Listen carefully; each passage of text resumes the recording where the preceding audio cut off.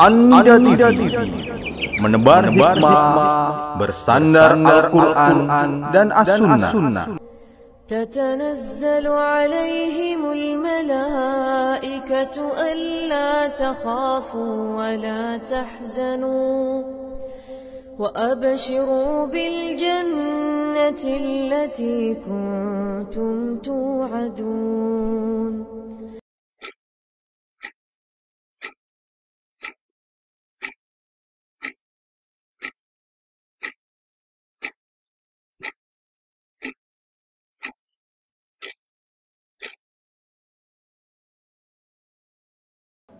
Assalamualaikum warahmatullahi wabarakatuh.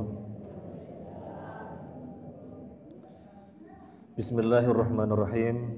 Alhamdulillahi rabbil alamin. Wabihi nasta'inu ala umuri dunya waddin. Wassalatu wassalamu ala asyrafil anbiya'i wal mursalin wa ala alihi wa ashabihi ajma'in. Amma ba'd. Ahlan wa sahlan wa marhaban bikudumikum ayuhal ummahat min Majelis Ta'lim Mutiara Hikmah Sidoarjo. Selamat datang, ahlan wa sahlan. Kami dari Yayasan Nidaul Fitrah bersyukur kepada Allah Azza wa Jalla dan merupakan kebahagiaan bagi kami tersendiri atas perkenan ibu-ibu semuanya mengunjungi atau berziarah ke tempat kami. Ibu-ibu rahimani wa rahimakumullah, sekarang acaranya kajian dan pengenalan yayasan. Acara kajian tetap diadakan karena memang kita biasa dipertemukan di dalam kajian, di mana 1 bulan sekali saya dengan izin Allah ke Mutiara Hikmah di Pondok Mutiara mengkaji kitab Riyadhus Shalihin. 1 hadis demi 1 hadis demi 1 hadis. Sekarang sedang membahas bab mujahadah,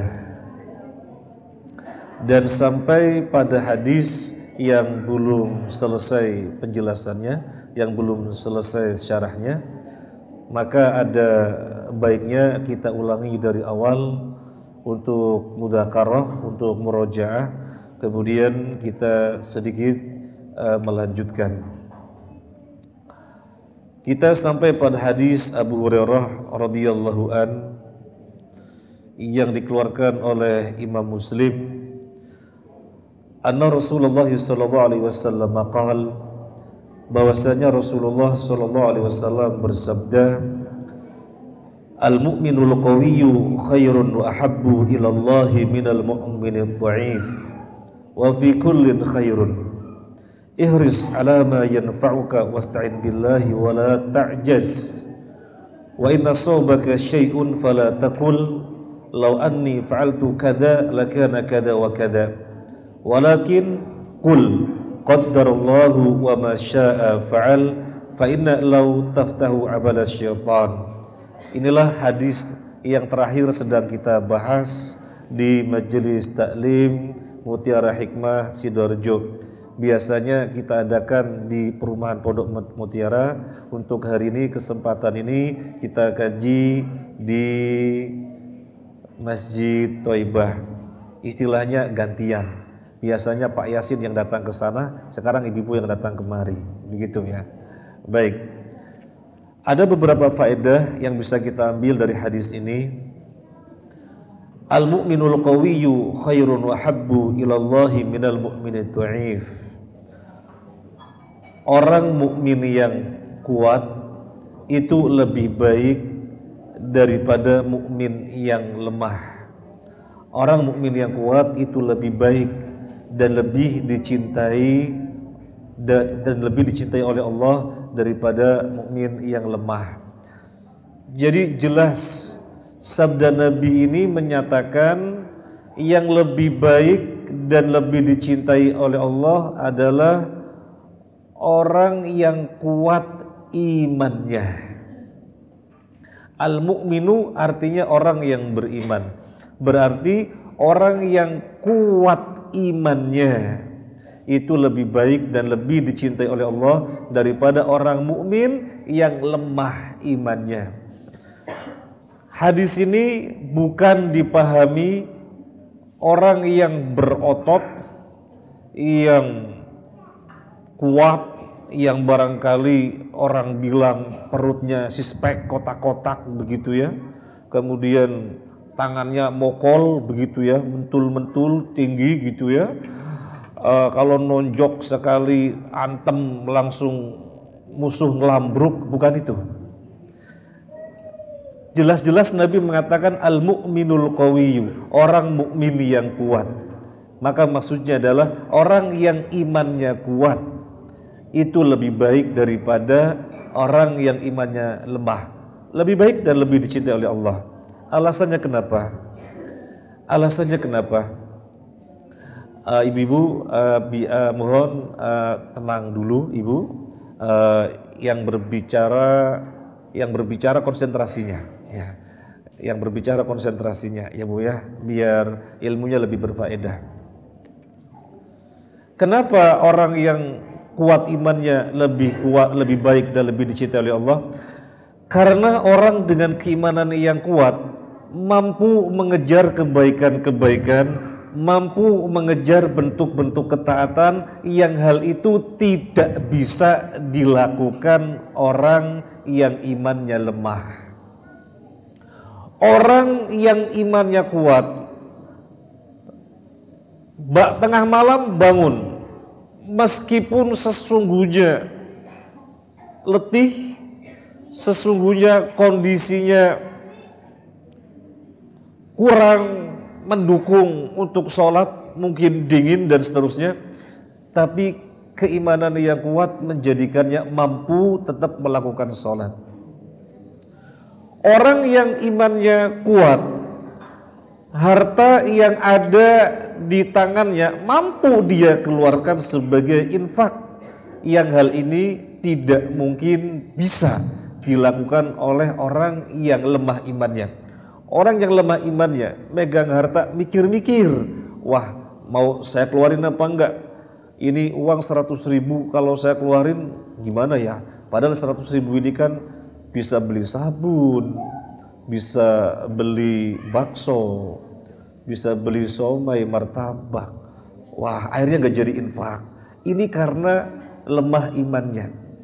Jadi sekali lagi, kenapa orang yang kuat imannya lebih baik dan lebih dicintai oleh Allah daripada orang yang lemah imannya? Karena orang yang kuat imannya bisa meraih kebaikan-kebaikan yang hal itu tidak bisa diraih oleh orang-orang yang lemah imannya. Dari sini ibu-ibu rahimani wa rahimakumullah, paling enggak hadis ini bisa kita jadikan sebagai cermin. Hadis ini bisa kita jadikan sebagai cermin. Gimana menjadikannya sebagai cermin? Saya mau berbuat ini kok terasa berat ya. Saya mau berbuat ini kok terasa berat ya. Saya mau berbuat ini kok terasa berat ya. Oh, jangan-jangan iman saya lemah.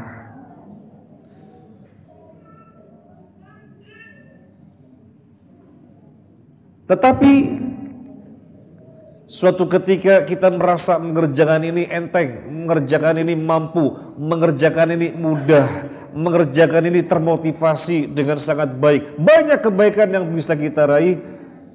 Pujilah Allah yang telah memberinya iman yang kuat. Ini poin yang pertama. Kemudian kelanjutan hadis ini, Nabi bersabda wa fi kullin khairun, dan masing-masing ada kebaikan. Maksudnya apa Ibu? Maksudnya apa? Kata Nabi wa fi kullin khairun, dan masing-masing ada baiknya. Yang dimaksud masing-masing orang yang kuat imannya, juga orang yang lemah imannya itu ada baiknya. Kenapa Nabi bersabda dan masing-masing ada baiknya? Agar jangan sampai salah dipahami, agar jangan sampai salah dipahami bahwasanya yang baik hanyalah yang kuat imannya saja, sementara yang lemah imannya tidak baik. Biar tidak dipahami demikian, maka Nabi bersabda, wa fi kullin khairun, pada masing-masing ada baiknya. Pada masing-masing ada baiknya. Orang yang kuat imannya baik, orang yang lemah imannya juga ada baiknya. Tergantung level kebaikannya, itulah yang ada di sisi Allah. Tergantung tingkat kebaikannya, itulah yang ada di sisi Allah. Redaksi semacam ini ibu-ibu cukup banyak dijumpai dalam Al-Quran, juga dalam hadis.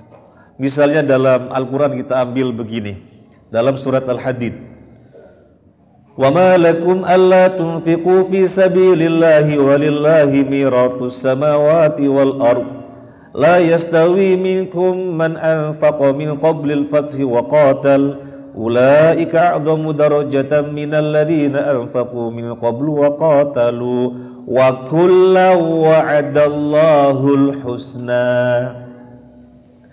Di dalam ayat ini Allah memuji orang yang berinfak sebelum Fathu Makkah. Allah memuji-muji orang yang berinfak, bersedekah sebelum ditaklukkannya Mekah, bahwasanya mereka memiliki derajat yang tinggi, bahwasanya mereka memiliki keutamaan-keutamaan yang tinggi. Nah, biar jangan sampai salah dipahami bahwasanya infak yang baik itu sebelum Fathu Makkah saja, maka Allah berfirman pada kelanjutannya, wa kullu wa'adallahul husna, dan masing-masing juga Allah menjanjikan kebaikan. Jadi bukan saja yang berinfak sebelum Fathu Makkah, tetapi orang yang berinfak setelah Fathu Makkah pun ada baiknya. Nah, ini Allah berfirman demikian biar jangan sampai salah dipahami. Kembali kepada pembahasan kita, karena waktu kita mepet. Ibu-ibu dari Mutiara Hikmah Sidoarjo jam 10 ada acara melanjutkan perjalanan. Maka kita lanjutkan. Kembali kepada pembahasan kita. Nabi bersabda, wa fi kullin khairun, masing-masing ada baiknya, baik yang kuat imannya ataupun lemah imannya, masing-masing ada baiknya. Jangan salah dipahami orang yang lemah imannya tidak baik, biar jangan salah dipahami. Oleh karena itu ibu, dari hadis ini kita melarikan kepada sikap kita. Kalau ada orang di sekitar kita Islamnya hanya gitu-gitu doang, sholatnya ya sholat karuan tapi masih gitu-gitu, masih banyak kemungkaran, kemudian kita meremehkan mereka, kemudian kita mengecilkan mereka, kita merendahkan mereka, sama sekali tidak diperkenankan. Pada zaman Nabi SAW, seorang sahabat yang dijumpai minum khamr, Abdullah bin Himar radhiyallahu an, dia ditangkap, kemudian dihadapkan di depan Nabi SAW, dia pun dieksekusi, dicambukin oleh Nabi dan para sahabat. Ketika dicambukin itu ada sahabat yang berkomentar jelek tentang dia, maka Nabi tegur, kamu gak boleh mengatakan demikian. Jangan kamu menolong setan, dia itu mencintai Allah dan Rasulnya. Nabi tetap mencambuk, para sahabat tetap memukuli peminum khamr ini, tetapi Nabi melarang ada orang yang komentar jelek tentang dia, yang komentarnya meremehkan dia, minum khamr dia diremehkan, dibicarakan kejelekan, Nabi larang. Kenapa? Jangan kamu mengatakan demikian, jangan kamu menolong setan, dia itu dengan segala kekurangannya masih mencintai Allah dan Rasulnya.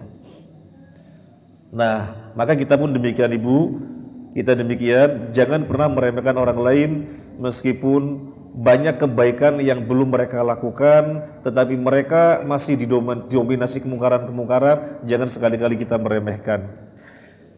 Dan tentang hal ini kita mengingat hadis dalam Bukhari Muslim. Terkait dengan ini kita mengingat hadis dalam Bukhari Muslim. Nabi bersabda, "Innallaha la yu'ayyidu hadzal dina birrajulil fajir."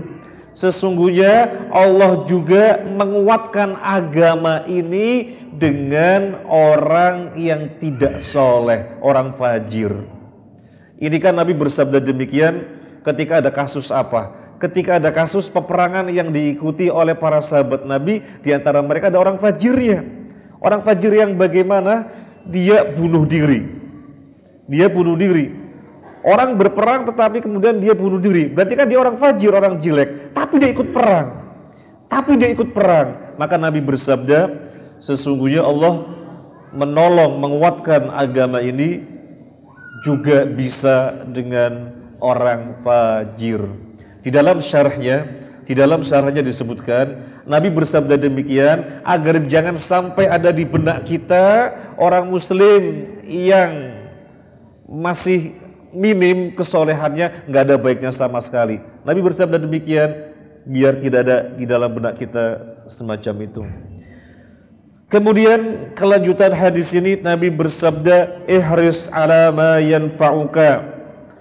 Semangatlah kalian untuk mengejar setiap apa yang bermanfaat bagi Anda, urusan dunia ataupun urusan akhirat. Ketika Anda mengejar perkara-perkara dunia dengan penuh semangat, dan itu memang dibetulkan, kata Nabi, semangatlah mengejar apa yang bermanfaat bagi Anda, dan urusan dunia Anda semangat sekali, maka lebih utama lagi urusan akhirat. Urusan dunia semangat sekali, ngejar ini, ngejar pangkat, ngejar gaji yang lebih tinggi, ngejar fasilitas yang lebih enak, ngejar makanan yang lebih enak, apapun dikejar. Silakan kalau memang manfaat, kejar. Tetapi urusan akhirat harus lebih semangat lagi. Insyaallah Ummahat Mutiara Hikmah Sidoarjo nyempetin bawa bis ke sini, insyaallah karena berangkat dari hadis ini, ihris ala ma yanfa'uka, bahwasanya ziarah saling kenal dengan saudaranya di Surabaya adalah manfaat, maka mereka pun semangat berangkat dari Sidoarjo jam 7, berarti kumpulnya mungkin dari jam 4 pagi barangkali gitu ya. Jadi semangat, ihris ala ma yanfa'uka. Makna dari sini juga berarti untuk perkara-perkara yang tidak manfaat kita harus semangat meninggalkannya. Perkara apapun yang tidak bermanfaat kita harus bisa semangat untuk meninggalkannya. Kalau pertanyaannya perkara yang maksiat, jelas kalau perkara maksiat jangan ditanya. Perkara yang mubah yang boleh dikerjakan, seandainya sudah berbanyak-banyakan, seandainya sudah bergelimang dengan perkara mubah, maka itu tidak diperbolehkan, maka tinggalkan, berarti tidak manfaat. Futsal boleh, tapi kalau futsal terus-terusan mengalahkan majelis taklim, maka sudah tidak manfaat, nggak baik itu. Berbicara, ngobrol boleh, manfaat. Orang kalau tidak ngobrol nggak sehat. Orang kalau tidak komunikasi tidak sehat. Tetapi terlalu banyak ngobrol, terlalu banyak berbicara, maka bergelimang dalam perkara mubah sudah tidak baik.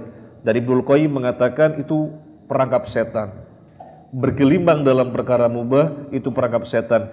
Jadi dari hadis ini kita ngerem. Ini manfaat apa enggak ya? Manfaat, ambil. Ini manfaat apa enggak ya? Enggak, tinggal. Harus bisa seperti itu. Dan terkait dengan ini pula Nabi bersabda, min husni islamil mar'i tarkuhu ma la ya'nihi. Termasuk baiknya Islam seseorang adalah meninggalkan sesuatu yang tidak berguna baginya. Barangkali refreshing, hiburan silahkan, tapi setiap menit hiburan terus, maka nggak manfaat itu. Kira-kira nonton sinetron manfaat apa enggak? Nonton sinetron manfaat apa enggak? Karena sebagian ibu-ibu masih ada yang suka nonton sinetron India kalau sore, pengajiannya ditinggal. Ada apa enggak? Nah itu enggak baik. Itu enggak baik. Semangat mengejar yang manfaat, maka maknanya semangat meninggalkan yang tidak manfaat. Kelanjutan hadis ini adalah wasta'in billah, minta tolonglah kepada Allah. Ibu-ibu rahimani wa rahimakumullah, di dalam kita semangat mengejar yang manfaat, jangan pernah lupa untuk meminta tolong kepada Allah. Jangan pernah lupa untuk meminta tolong kepada Allah. Karena kita punya hati, hati ini diliputi hawa nafsu. Maka biar kekuatan hawa nafsunya yang kalah, kita harus meminta tolong kepada Allah. Maka Nabi pun bersabda, wasta'in billah, minta tolonglah kepada Allah. Oleh karena itu Nabi mengajari kita doa. Ibu-ibu sudah hafal semuanya. Allahumma a'inni, Allahumma a'inni ala zikrika wa syukrika wa husni ibadatik. Sudah hafal semua ibu? Allahumma ya Allah, a'inni, tolonglah aku, ala zikrika, untuk senantiasa mengingatmu, untuk senantiasa berzikir kepadamu, wa syukrika, dan senantiasa bersyukur kepadamu, wa husni ibadatik, dan untuk senantiasa beribadah sebaik-baiknya. Jadi jangan sampai tidak meminta tolong. Kemudian kelanjutannya Nabi bersabda, wala ta'jaz, dan janganlah kamu lemah. Ketika Nabi memerintahkan semangat, maka redaksi dari beliau lengkap, dan jangan lemah. Semangat dan jangan lemah.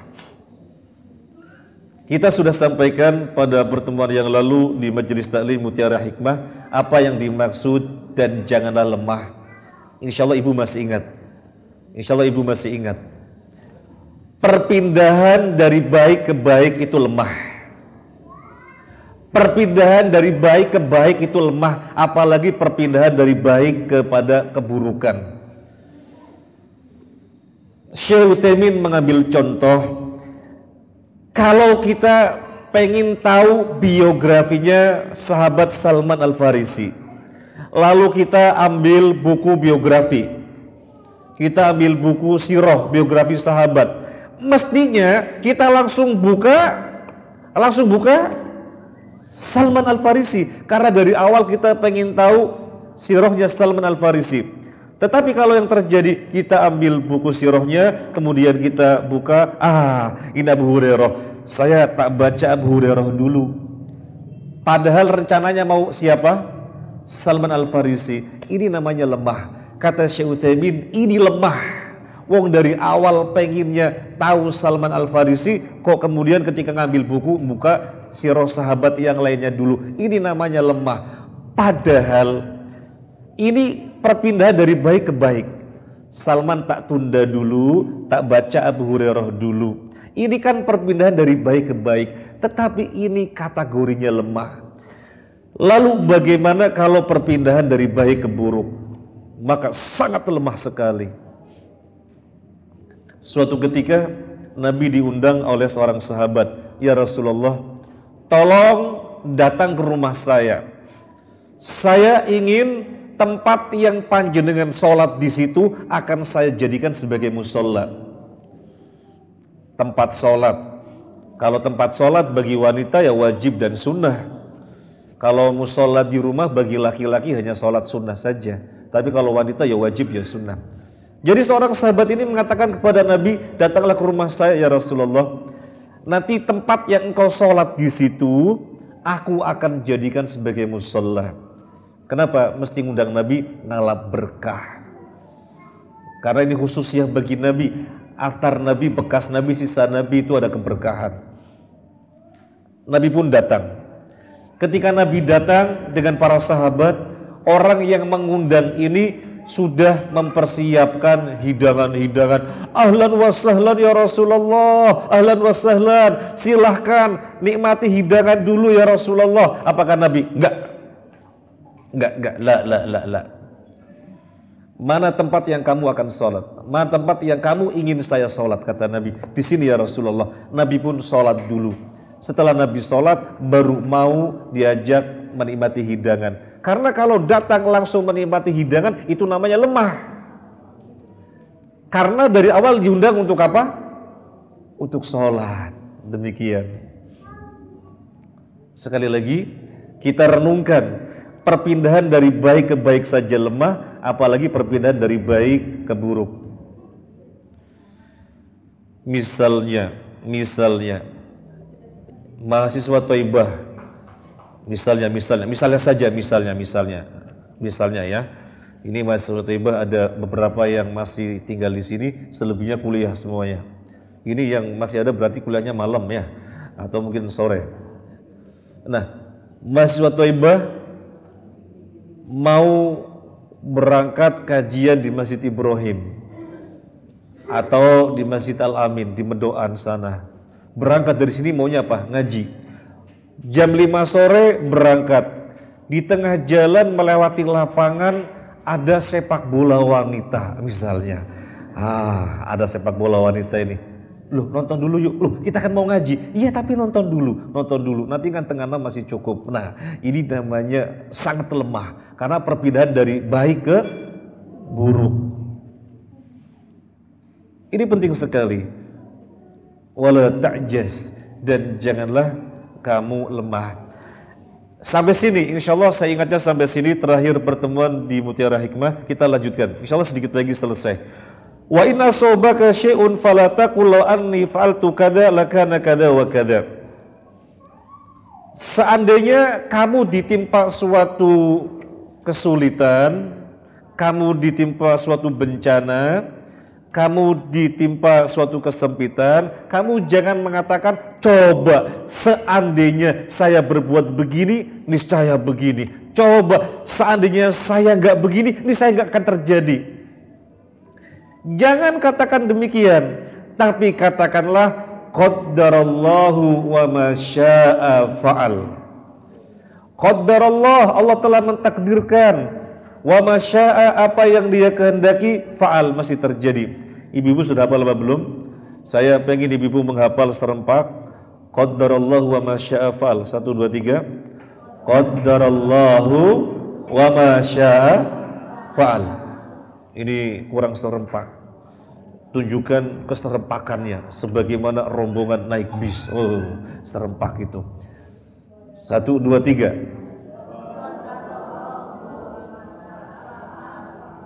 Qaddarallahu wa ma syaa fa'al. Allah telah mentakdirkan apa yang Dia kehendaki pasti terjadi. Jadi jangan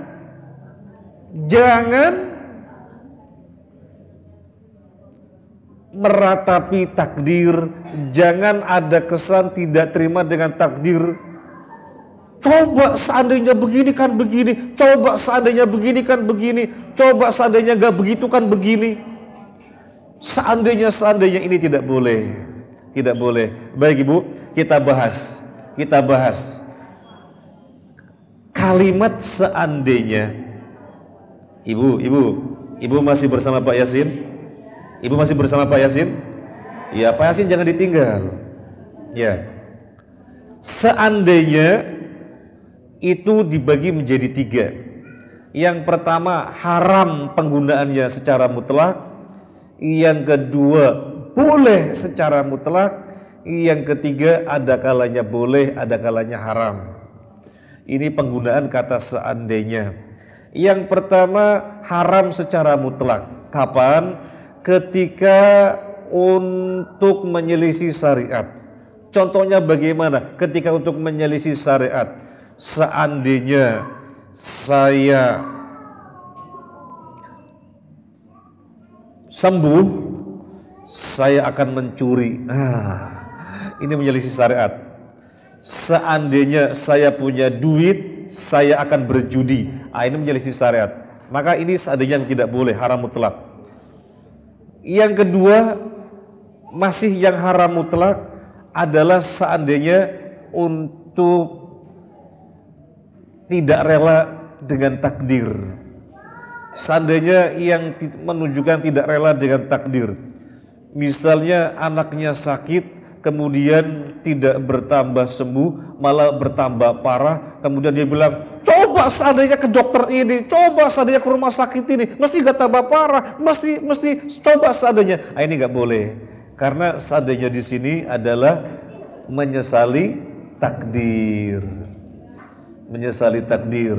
Baik, sekarang seandainya yang kedua. Apa yang seandainya yang kedua tadi? Seandainya yang kedua tadi apa? Seandainya yang pertama haram mutlak, seandainya yang kedua apa? Boleh mutlak. Kapan seandainya boleh mutlak?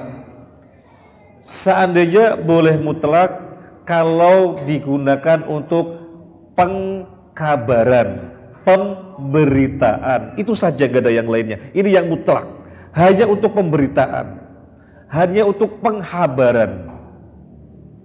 Contohnya di dalam Al-Quran misalnya, walau anna ahlal qura amanu wattaqaw lafatahna alaihim barakatim minas sama'i wal ardh walakin kadzabu fakhadnahum bima kanu yaksibun. Seandainya penduduk suatu negeri beriman dan bertakwa, niscaya kami limpahkan keberkahan kepada mereka dari atas langit dan dari bawah bumi. Penggunaan seandainya di sini mutlak diperbolehkan karena sifatnya apa? Sifatnya pemberitaan. Pemberitaan yang bagaimana? Bahwasanya kalau ada keimanan dan ketakwaan, maka keberkahan akan turun. Jadi sifatnya pemberitaan. Ibu juga boleh menggunakan seandainya sifatnya pemberitaan. Seandainya saya ikut, mesti ibumu lebih senang. Nah, itu boleh. Seandainya saya ikut, orang tuamu mesti lebih senang. Sifatnya pemberitaan, maka boleh. Ini mutlak. Sekarang yang ketiga, seandainya yang bagaimana? Seandainya yang bagaimana? Yang bisa boleh dan bisa haram. Yaitu seandainya untuk tamani. Apa Bu? Tamani.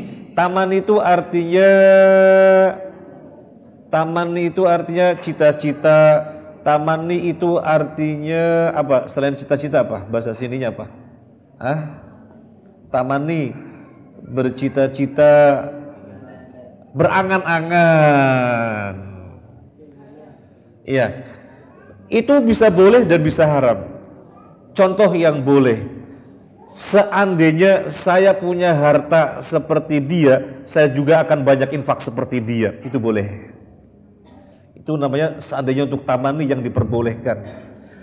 Sekarang seandainya untuk tamani yang tidak diperbolehkan. Seandainya saya ganteng seperti dia, saya akan punya istri 4. Nah, misalnya.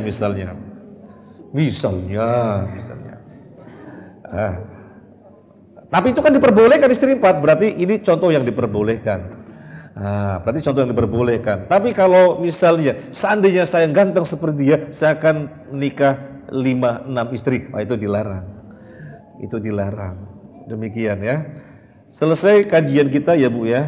Jadi nanti di Mutiara Hikmah kita melanjutkan hadis yang berikutnya, karena hadis ini sudah kita selesaikan di sini.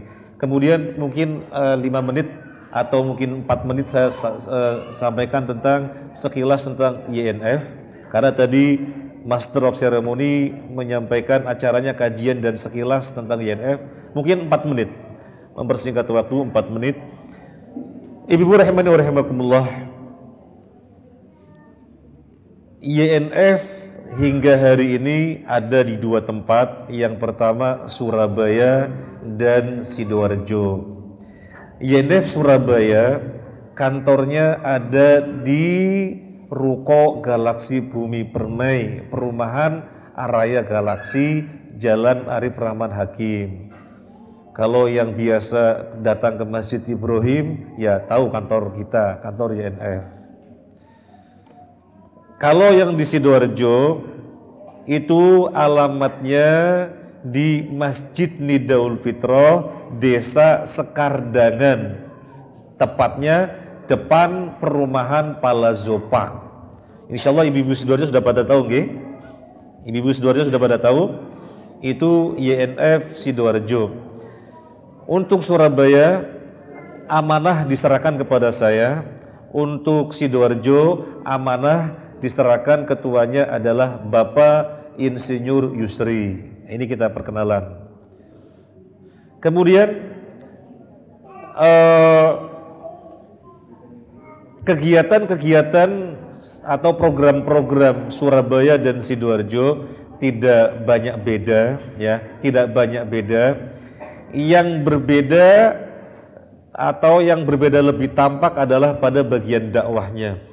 Kalau di Sidoarjo, insya Allah semuanya sudah pada tahu, Sidoarjo itu dakwahnya lebih kepada tabligh akbar, sehingga bisa dikatakan setiap sebulan sekali di sana ada tabligh akbar. Tapi YNF Surabaya bagian dakwahnya tidak mengadakan tabligh akbar, sehingga mungkin ibu tidak pernah mendengar atau jarang sekali mendengar Surabaya mengadakan tabligh akbar, jarang sekali. Dakwah Surabaya lebih kepada jemput bola, yang namanya program kantin, kajian rutin. Mana masjid yang kurang hidup kajiannya kita hidupin, mana perumahan yang belum ada kajiannya kita adakan, mana perumahan yang belum ada kajiannya kita adakan. Jadi lebih menjembatani, ya, lebih menjembatani orang-orang yang belum kenal sunnah. Kalau orang-orang yang sudah kenal sunnah, mereka bisa datang, ada kajian di mana, datang, ada kajian di mana, datang. Nah, untuk orang-orang yang tidak mungkin datang karena mereka masih jauh dari sunnah, maka kita adakan di tempat-tempat mereka. Hingga hari ini sudah ada berapa kantin, Mas Budi? Bagian dakwahnya Mas Budi, ada berapa kantin? Kantin? Semuanya ada berapa? Kantin 34, padahal kita minta targetnya 500 kantin, ya. Jadi ada 34 hingga hari ini, ya. Ini untuk dakwah. Kemudian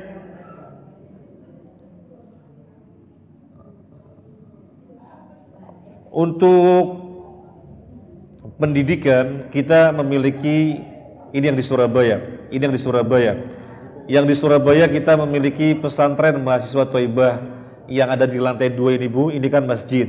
Lantai 2-nya itu asrama mahasiswa. Kapasitasnya bisa sampai 80. Tetapi hingga hari ini kita batasi untuk 40 dulu. Karena banyak yang belum selesai, ya, masih banyak renov belum selesai, jadi kita batasi 40 dulu. Mereka dari berbagai macam perguruan tinggi, tapi setiap hari kegiatan pesantren. Kalau di Sidoarjo, mereka ada dari playgroup sampai SD. Nah, kita juga di Surabaya ada TK SD. SD-nya ada di Jalan Raya Mendoan Semampir.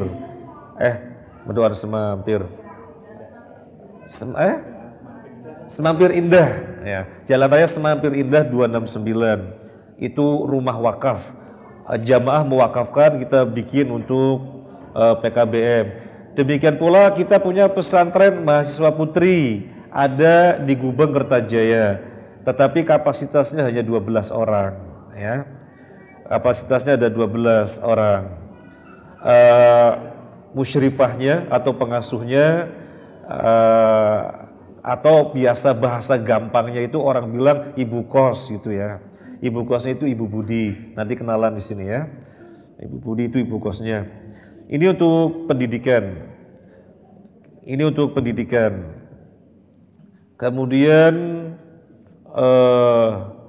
untuk pendidikan juga sekaligus digunakan untuk markas dakwah. Kita punya beberapa rumah Quran di berbagai tempat. Ada 6 rumah Quran dan rumah tahfidz. Yang terakhir kita launching adalah di Wiyung. Yang sebelumnya ada di Kebraon. Kemudian yang terakhir sosial, ya. Yang terakhir adalah sosial. Sosial yang kita lakukan adalah saku santunan kader ustadz-ustadzah. Mereka kita tempatkan di pesantren, kemudian kita juga ada ambulan. Ini sekilas tentang yayasan, ya Bu, ya. Ini sekilas tentang yayasan yang sangat singkat sekali.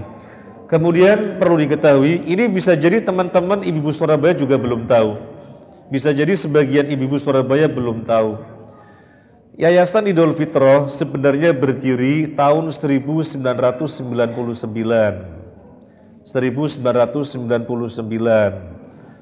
Sejak berdirinya sampai 10 tahun ke depan, sekitar tahun 2009-2010, pendanaan 100% dari Saudi. Pendanaan untuk operasional 100% dari Saudi. Kemudian 2010 uang habis sama sekali dan dengan Saudi terputus. 2011 saya dan teman-teman mendapatkan amanah untuk tetap melanjutkan keberlangsungan YNF. Jadi sejak 2011 sampai sekarang untuk operasional kegiatan murni dari lokal. Melalui majalah ada yang infak 5.000, sekarang 5.000 nggak ada ya. Ada yang infak 15.000, 20.000, 30, ada yang 50 sampai 1 juta, macam-macam. Rata-rata setiap bulannya kita 60 juta. Jadi untuk ukuran yayasan baru sedikit. Tapi kita dengan segala kekurangannya kita ingin tetap berbuat banyak untuk umat. Ini informasi sekilas tentang yayasan. Yang terakhir sifatnya adalah klarifikasi. Mungkin ada sebagian ibu yang sudah mengetahui bahwasanya RAB renovasi Masjid Thaibah dan pesantren Masjid Thaibah ini adalah sekitar 900 juta dan dana sudah tergalang sesuai dengan RAB. Saya sampaikan dana sudah tergalang sesuai dengan RAB 900 juta sekian, tapi kok progresnya kok nggak sesuai harapan, banyak yang belum selesai. Perlu kita sampaikan ibu, kita klarifikasi biar tidak ada semacam salah paham. Terjadi musibah. Musibahnya berupa apa? Banyak menggarap sesuatu yang di luar desain. Apa namanya?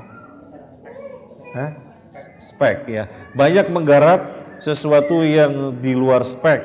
Akhirnya membengkak, akhirnya tidak sesuai dengan RAB. RAB-nya terpenuhi tapi progresnya tidak terpenuhi. Akhirnya kesepakatan dengan takmir agar kontraktornya gantian ya, di refresh gitu ya. Kita ganti kontraktor yang lainnya. Pelan-pelan kita sekarang melanjutkan. Alhamdulillah sudah membuat tangga, tampak juga mulai dibikin. Insya Allah nanti kalau sudah selesai kita juga akan membuka untuk mahasiswa hingga mencapai 80 karena kapasitasnya mencapai 80. Ini saja yang bisa kita sampaikan. Terima kasih banyak, jadinya agak lama ya. Ya mohon maaf. Kata Pak Hedi ditegur. Sampai sekarang gak ada yang tegur ya lanjut aja. Ya, terima kasih banyak. Mohon maaf atas hal-hal yang kurang berkenan. Assalamualaikum warahmatullahi wabarakatuh.